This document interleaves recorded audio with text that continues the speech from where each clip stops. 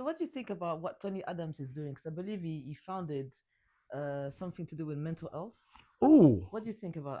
I haven't actually. I don't think I've actually seen Tony Adams stuff. I've seen Trent Alexander-Arnold do something with players that have been released. I've seen Crystal Palace recently got an aftercare program. It's not even recent. They've had it for a while, but they've really like honed in on it at the moment. They've got a full aftercare program for players that have been released.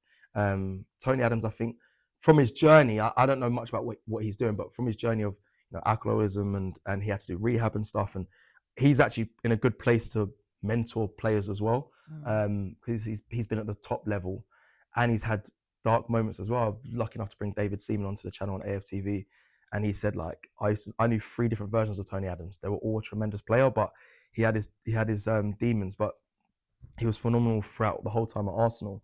So he can speak on fighting difficult challenges whilst still being a top athlete. So I'll have a look at what he's building and doing. But I think it's right that players are looking at doing things like this.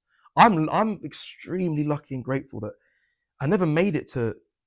I made it as a footballer, but I never made it to Premier League, the top flight. And I think a lot of people's goals in life is to be able to give back.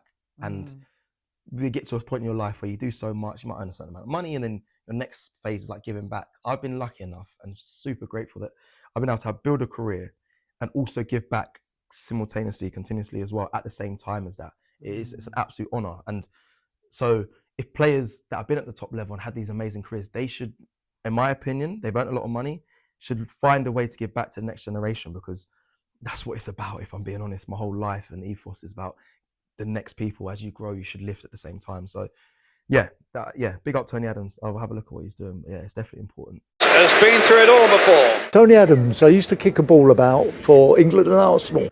He's being modest. The defender was the London club's most successful captain. It's victory for Arsenal. Tough, passionate player, he remains unique, winning 4 top-flight league titles in 3 different decades from the 80s. There's even a statue of Tony Adams at Arsenal's ground. And he skippered England, gaining 66 caps for his country. But he was almost beaten by alcoholism. On a visit to Liverpool's non-alcohol bar and cafe, The Brink, he explains why he went for treatment almost 30 years ago. I think I came into the programme, I had 5 houses, 2 boats and 3 cars, and my head firmly up my backside, full of fear and anxiety and stress, and